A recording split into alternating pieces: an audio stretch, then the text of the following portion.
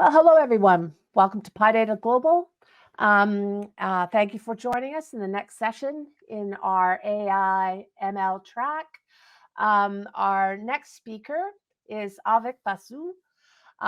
He is a seasoned data scientist who loves to do coding in Python. So I will, folks, while the session is on, please feel free to engage with the other session attendees in the chat.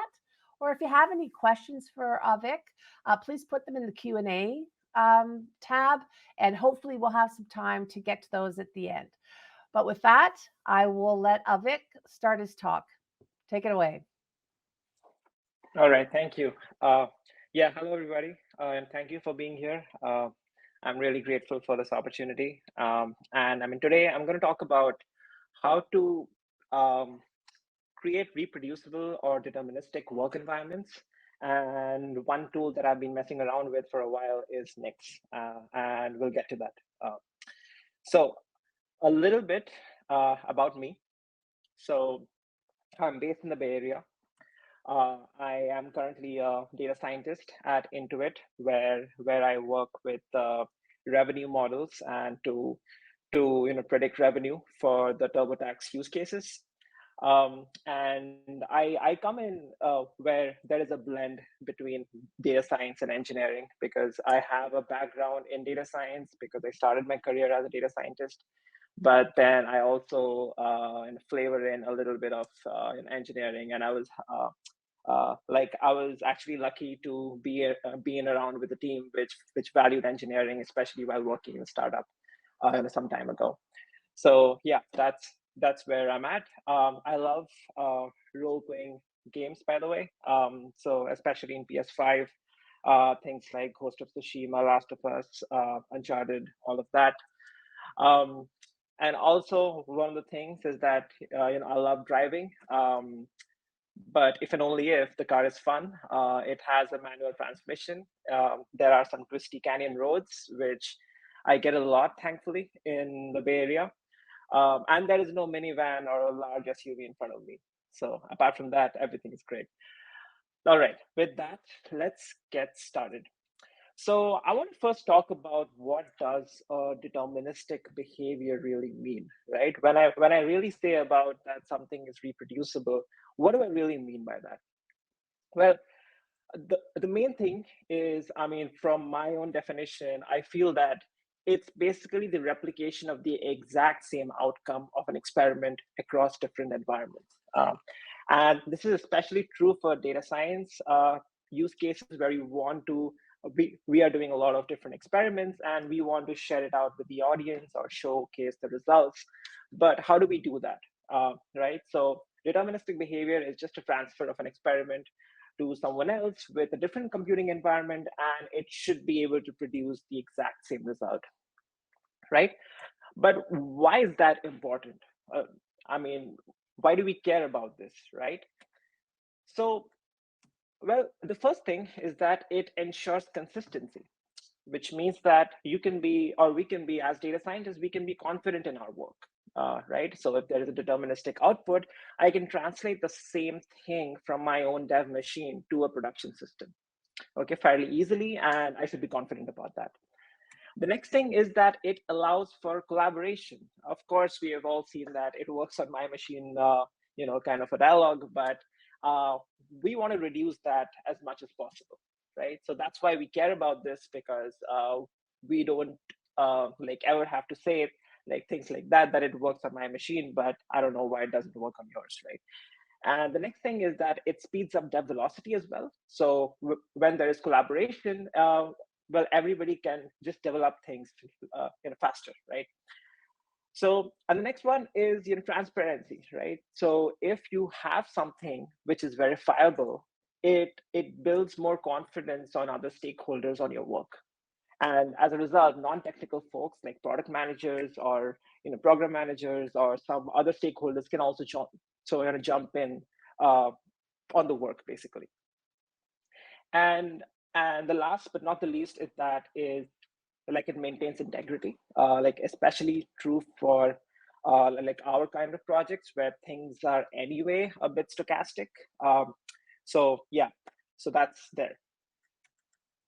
Now I'm going to talk about some of the components of the deterministic behavior especially from a data science standpoint.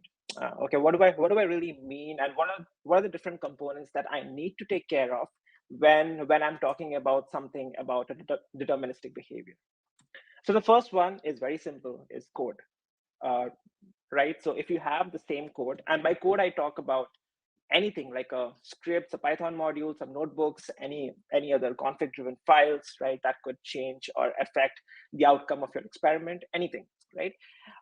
So the code is one of the core components that we have to make sure that it is consistent to reproduce the same thing that you're working on, right? The next big thing is data. Well, if we are looking at a different data source or the data has been mutated, well, it doesn't matter if you have the same code because it's going to be a different outcome regardless, right? So it's very important that we have the right data. So which could mean the data sets and the data sources that you're working with. The third thing is models. Now, models are tricky because it really depends on the kind of models that you're doing, right? You can um, do some things to make sure that like things are deterministic and reproducible. For example, you can set a particular random seed to make sure that it generates the same random number, which in turn can make sure that your outputs remain deterministic. But then it doesn't work all the time because there is also some stochasticity ingrained in the model itself. Uh, right? So, for example, some kind of a convolution layer, or a different neural network, or some of the neural network architectures actually don't have this ability to produce deterministic behaviors. Okay.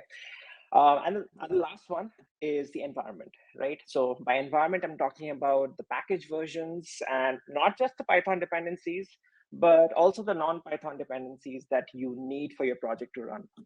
Okay, and also the OS versions, right? So yeah, so I always make sure that I don't upgrade my operating system, like my Mac OS, before any talk or something, right? So that's one of the reasons, because I don't want things to fail or something like that.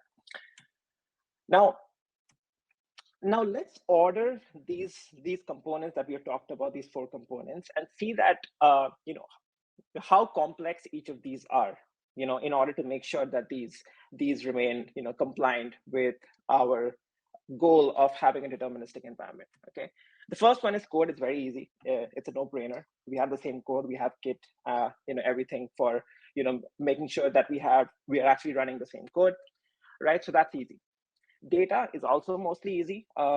If you have some given control over the data, you are making sure that at least there is no non-deterministic behavior coming from the data itself. Okay, models, again, as I talked about, it's a little bit tricky, but we can do our best to make sure that the output is kind of something that you can reproduce again. Okay, but the one that we are going to talk about today is the environment, because that is the hardest part, because everybody's machines are different. Everybody's the Python version they're working with, or the dependencies that are working with, they are different. So how do we make sure that we have a deterministic behavior on the environment side? All right. So, but why is a deterministic environment so hard to create? Okay, that's a question I always pondered about.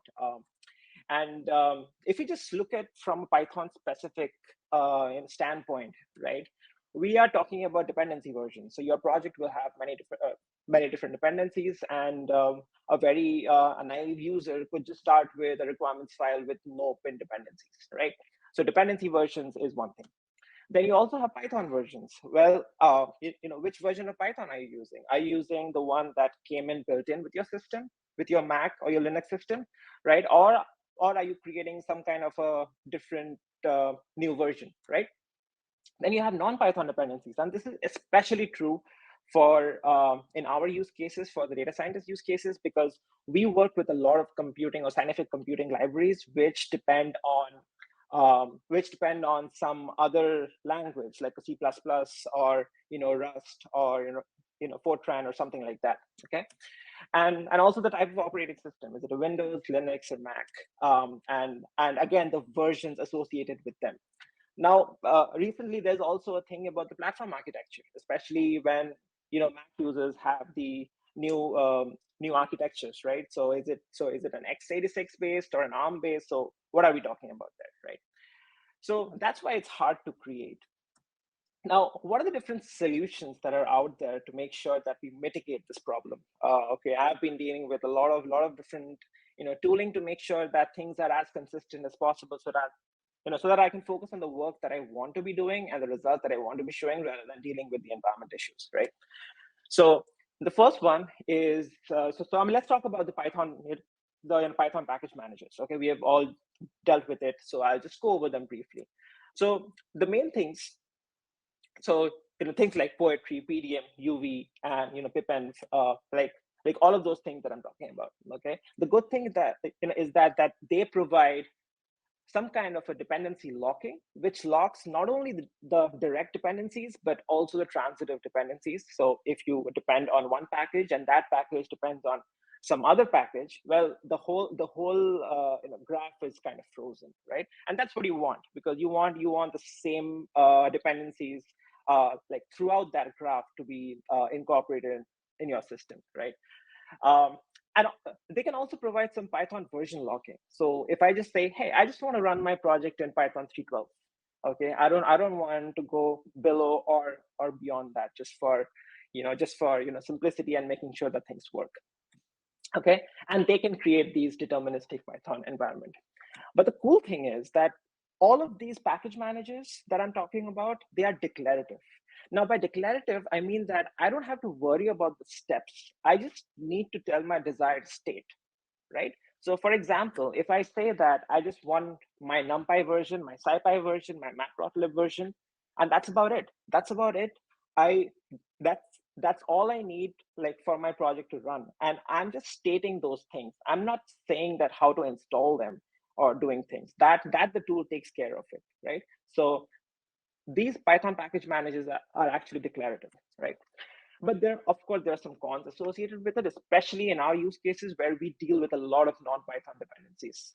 Okay, so I mean, C++ is the main one, is something that I deal with a lot of times, and many scientific computing libraries can fall in this category. Okay, and of course, it only captures the Python environment, not the full dev environment, right?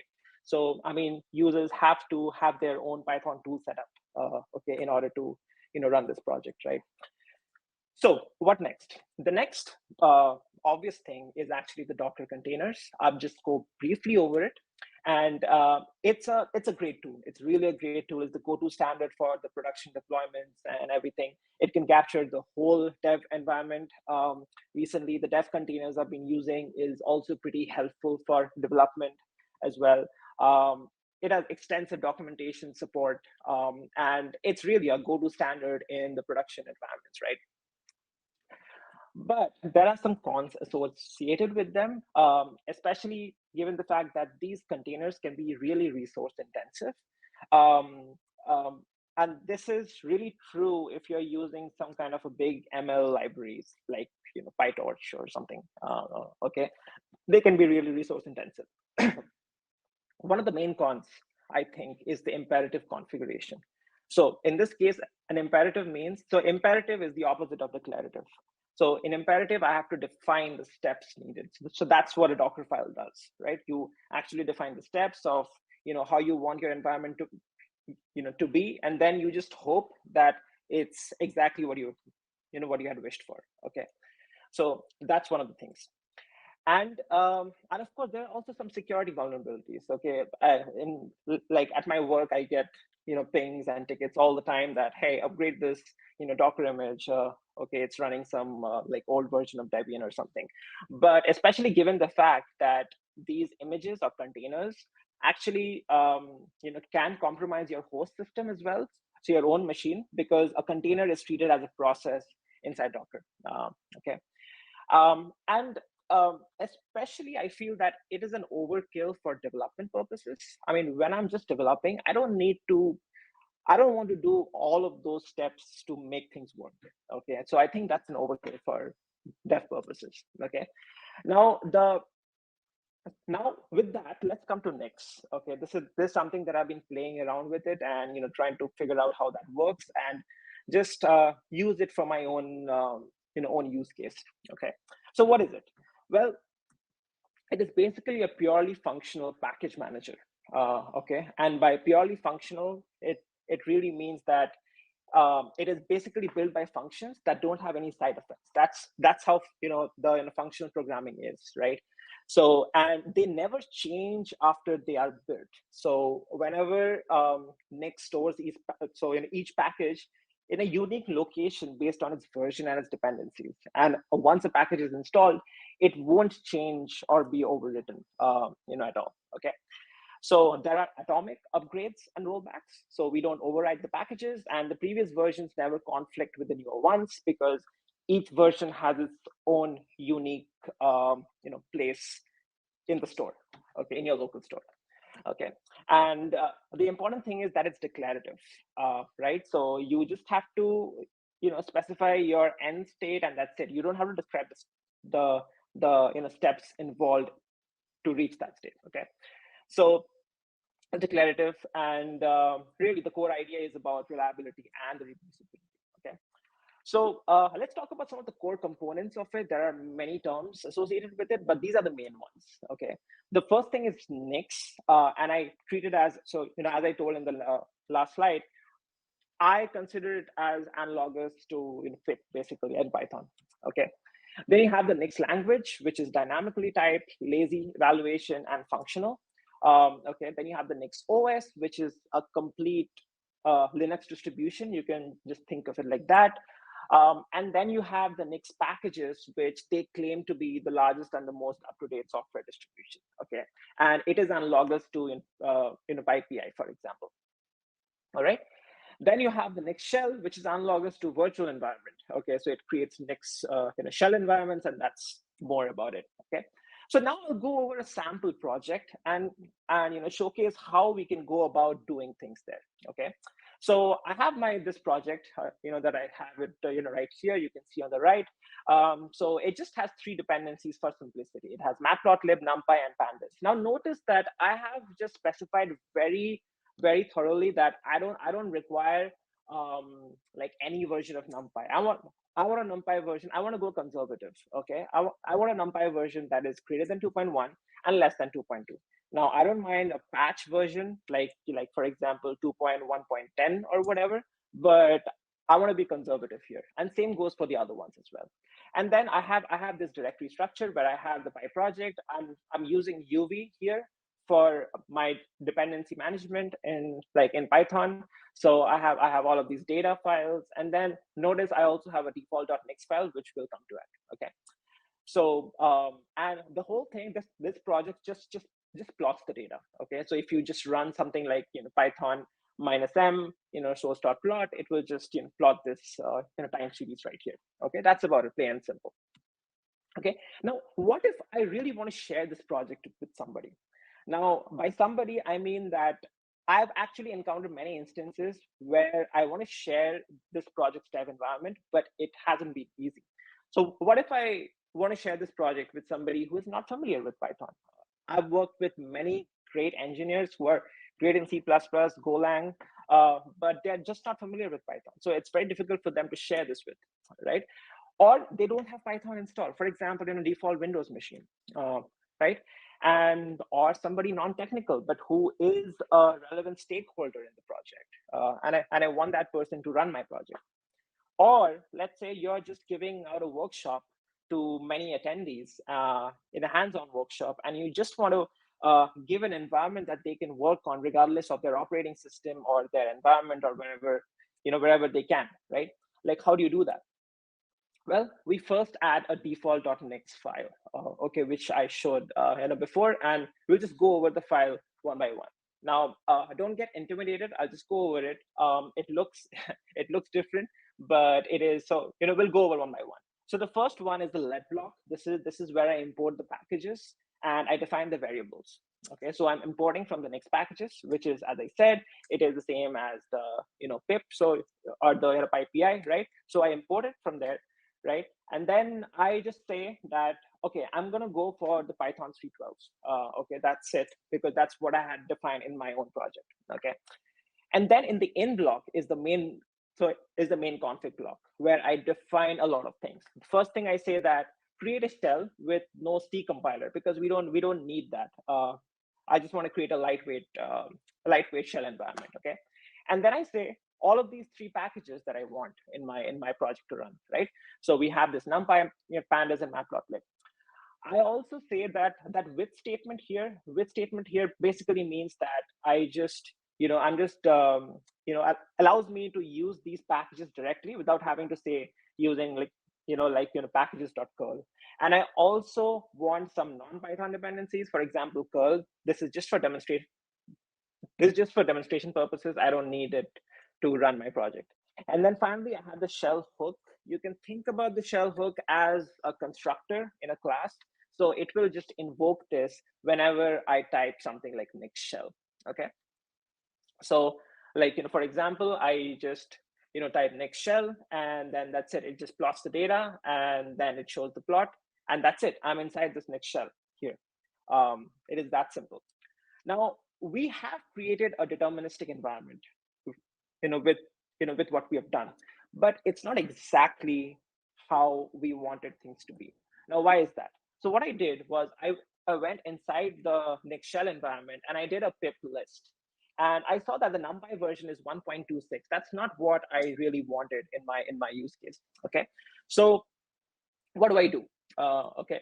So when I do which Python here, I see that it is using the right Python environment. This is inside. So this is inside the Nix store. And remember, even Python is a package inside Nix. Okay. So what do we do for that? Well, I then went into their website where you can search the packages, and I saw that for Python 312, NumPy, the latest version of NumPy is actually 1.26. Now remember, Nix has these versions like frozen. So if I'm looking at this version of the channel, which is the 24.05, which is the stable channel, this will have this version fixed. Okay, so we need to do something in order to change this. All right, so what do? Well, I can install it directly from PyPI. The Python packages I can install directly from PyPI, and then I can deal with the other things that are associated with Nix, right? So let's go over our new definition of the Nix file. Okay, so first we are importing from a specific version of Nix OS. Okay, now fetching the sprint version really makes sure that all package versions are frozen, period. Okay, and the immutability is kind of guaranteed. It's basically guaranteed. Okay, so I do the same thing, and then there are some differences here. Now notice that I'm not defining my Python packages here. So I'm just installing some VNV shell hook, which just it's an easier access to deal with virtual environments inside the Nix shell. That's it. That's the only job, right? Now here the main thing comes on the shell hook. Okay, so what I do is I just create a virtual environment. I activate this virtual environment, as you can see, using Python 312. I source it, which means I'm activating it. I export the path so that it's inside the path, and I can just use it. And then I'm just installing the requirements file. Now, notice these requirements are not just generic requirements. These are actually exported by the UV tool. Okay, so these are actually so I'm treated as a log file basically. Okay, and then I just run this. And in the post shell hook, I just make sure that any packages installed by Nix are available within the virtual environment, allowing me to combine both pip installed and Nix managed dependencies. All right. So we don't use Python packages from Nix packages. We use the virtual environment, and the requirements.txt is exported using UV. Okay. And by the way, this is just one of the ways of achieving this. This is not the only way. Okay. I just was able to make this work, and I've been using it for a while, and it just works for me. Okay. So let's validate this. So when I do which Python, it just goes inside the virtual environment, which is what I want, right? Now if I do a pip list, right, and I can see now we have the right NumPy version. All right, so that's great, because now we have the right version that we were hoping for in the beginning. So after all of this, how can somebody else run my project in a deterministic manner? Well, all they have to do is install Nix and run Nix shell, and then it will just run the project, and that's it. Okay. Well, of course, there is no free lunch. There are some drawbacks. One of them is that it's a fairly hard language to learn for me, especially given the fact that I don't come from a systems engineering background, so it's a hard thing to learn for me. And these concepts are actually fairly complex, especially if you have not taken OS courses or something. At least that's what I found out, right? And for some reason, it's not really widely adopted in the Python community as well, which is why I was able to dig in further and do something with it. And there is also a minor performance overhead. It's getting better, but there is still a minor one, which is something to be just noted. Okay. Now there are also other tools in the ecosystem which can make our life easier. For example, I just I've been playing around with the Nix Flakes as well, which basically acts like a more of an abstraction to the Nix language, and it just spins dependency versions in a log file, similar to poetry.log or ublog. Okay. So that's one. And you also have something like a dev env, which I recently encountered, which is also written in Nix, but it has a JSON-like language. Now, also, I want to note that there are also many forks from the Nix project. So that's also something to actually consider. So yeah, with that, I would close this off. So thank you so much. I would open this round for questions. This is Kevin here. So I'm going to join you for the questions here. Thank you very much for your talk. We have Guillaume, and his question is, what advantages offer Nix over Pixie, I believe? Pixi? Over Pixie? I have not really used Pixie, to be honest. I'm not sure. Actually, now that you say that, I'll probably dig into it. Good stuff. If there's any more questions there, we will have a minute or two to take them. Any last call for questions? Unfortunately, one more. Guillaume asks, and over Mamba Conda. Okay, Mamba and Conda. Well, I feel that Nix just is the whole thing about Nix is about reproducibility and about immutability. So I just feel that it just makes it so easy to just have an environment that just works, and that's what I need. Okay, and recently there have been so much developments with, you can even run Nix inside Docker. So people actually in my previous company and in this company are trying with that and seeing where it goes. So that's why. So it's not just a Python environment, but like everything else, like holistic manner. And especially in this day and age, there is a lot of emphasis on multi-language projects. So yeah, that's why. Great stuff. Folks, we are just coming up on time, so I know there's a few questions there, but we'll probably have to sort of take them to Discord and stuff like this, that we have to vacate the room for the next session. So thank you very much, Avik. Obviously, there's some very good feedback about your talk there, and so I think it was obviously a very good talk. I'll try to answer some of those questions offline or deal with them offline, including where to get the slides. But for that, we must leave it there. Thank you very much, folks. And thank you, Avik. Yeah, thank you. Bye.